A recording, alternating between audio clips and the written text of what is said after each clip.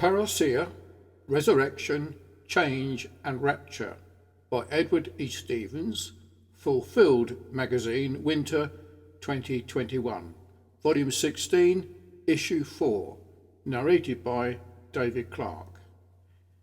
In two previous articles, we sequenced and documented the historical fulfillment of the Great Tribulation, the abomination of desolation, the zealot rebellion, and the man of lawlessness. This article shows not only where the parousia and the resurrection fit into the overall sequence of end times events, but also how they actually occurred in May of AD 66, cutting short the Great Tribulation. The outbreak of the Zealot rebellion on May the 12th, 66, forced both Jews and Romans to turn their attention away from killing Christians in order to fight the war against each other. This was the relief from tribulation that Jesus and the apostles had promised the first century saints. Matthew 24, 22, 2 Thessalonians 1:7, 1 Thessalonians 1:10, 2 Peter 2:9. But there was no relief for the unbelieving Jews. Their tribulation had only just begun, and it intensified rapidly into the wrath outpouring. 2 Thessalonians 1:6-10. Thus it was for the sake of the elect, not the unbelieving Jews, that their tribulation was cut short. Matthew 24:22, thereby allowing some of the saints to remain alive until the parousia in order to be gathered into Christ's presence. By the angels before God's wrath was poured out on their persecutors. Matthew 24:31, 1 Thessalonians 4:17, 5:9, 2 Thessalonians 2:1. The parousia. The beginning of rebellion set the stage for the parousia, since Christ foretold he would come immediately after the tribulation was cut short. Matthew 24:22, 29:30. And since the tribulation was cut short by the outbreak of the rebellion, Christ must have come immediately after the rebellion began. And that's exactly what we find in the historical accounts. The rebellion began on the 12th of May, 66. 4 days later, the parousia began, May 16, 66. Here is how Josephus Hegesippus Josephon reported it. Not many days after the feast, Passover week, April 10, 1766, on the 21st day of the month, Artemisus, May 16, 66, a certain prodigious and incredible phenomenon appeared, related by those that saw it. For before sunsetting, chariots and troops of soldiers in their armour were seen running about among the clouds and surrounding the cities. Josephus Wars 6, 296-299. A certain figure appeared, a tremendous size, which many saw, and before the setting of the sun they were suddenly seen in the clouds. Chariots and arrayed battle arrays by which the cities of all Judea and its territories were invaded. Pseudo Hegesippus, translated by Wade Blocker, made available by Roger Pierce, chapter 44. Now it happened that, Passover, that there was seen from above over the Holy of Holies for the whole night the outline of a man's face. Moreover, in those days were then seen chariots of fire and horsemen, a great force flying across the sky near to the ground, coming against Jerusalem and all the land of Judea. All of them horses of fire and riders in fire. Sefer Josephon, a medieval history of ancient Israel, translated by Stephen B. Bowman, chapter 87, Burning of the Temple. Jesus told his disciples that everyone in Judea, including the unbelieving Jews, would see the coming of the Son of Man with his angels. Matthew 24:30, Luke 21:27.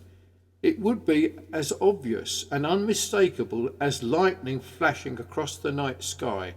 Matthew 24:26-27, Luke 17-24. Even the unbelieving Jews were allowed to see it, so that they would have no excuse. afterward for rejecting Christ. They saw exactly what Jesus said they would see. Matthew 26, 63 to 64, Mark 14, 61 to 62, Luke 22, 66 to 71. The appearance of Christ and his angelic army in the sky above Judea occurred only 4 days after Eleazar the Ananias began the rebellion and took control of the temple. That was definitely immediately after the tribulation on the saints was cut short. Matthew 24, 22 to 29. Thus, Josephus gives us the exact day and hour when the Parousia began. It occurred just after the sunset, Artemisus, 21st of May, 1666.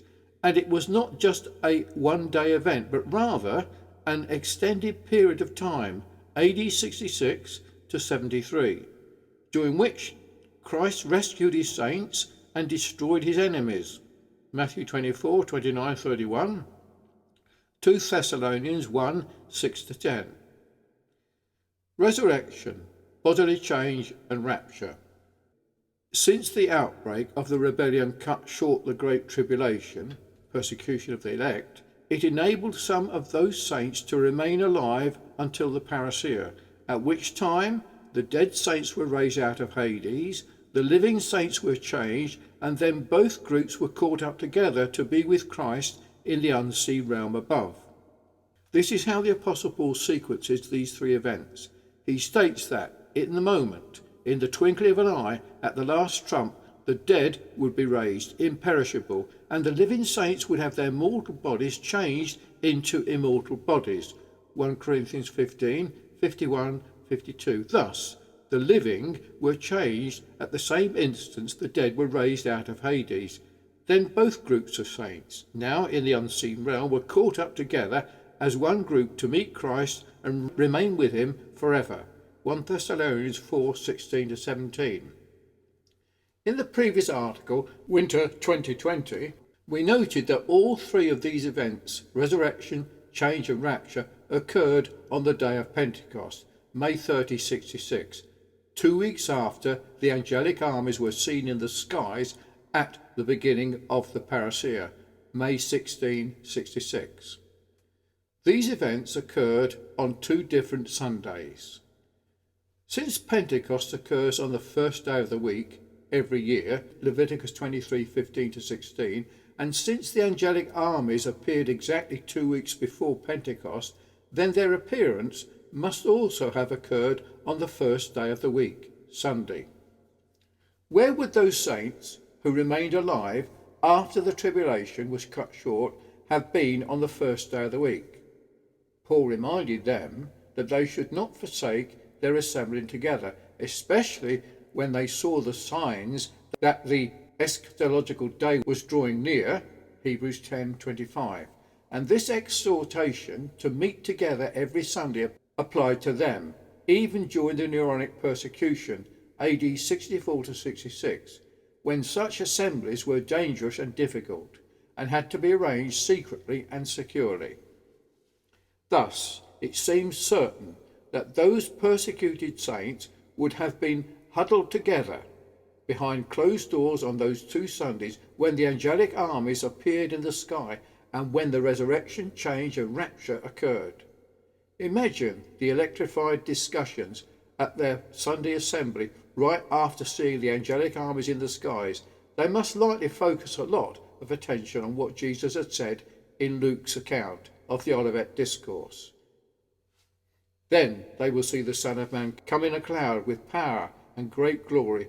But when these things begin to take place, straighten up and lift up your heads, because your redemption is drawing near. Luke 21, 27 to 28. Matthew 24, 29 to 31.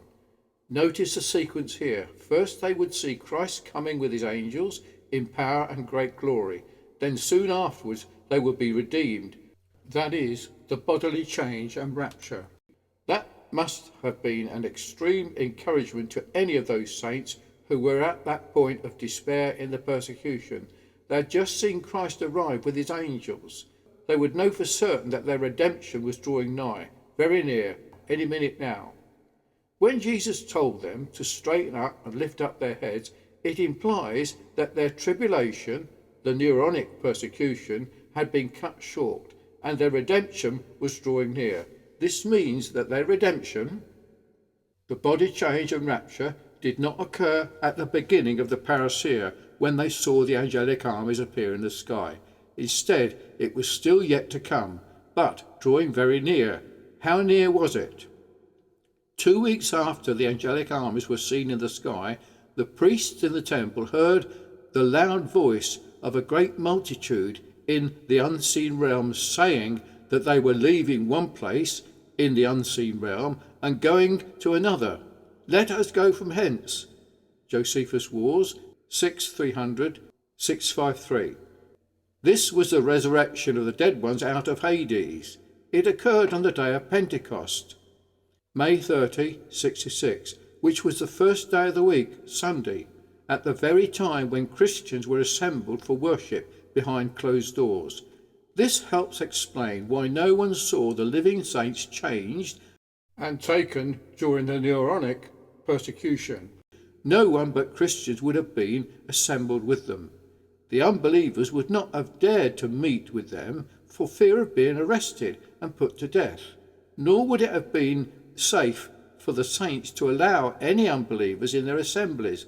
Thus, it would have been a perfect time for those saints to be changed and taken during their secret assemblies on the first day of the week. Apparently, that is exactly what happened. For more details, request these articles by email preterist1@preterist.org. Why no one noticed the rapture, outbreak of rebellion, the real history, let us go from hence, not forsaking the gathering.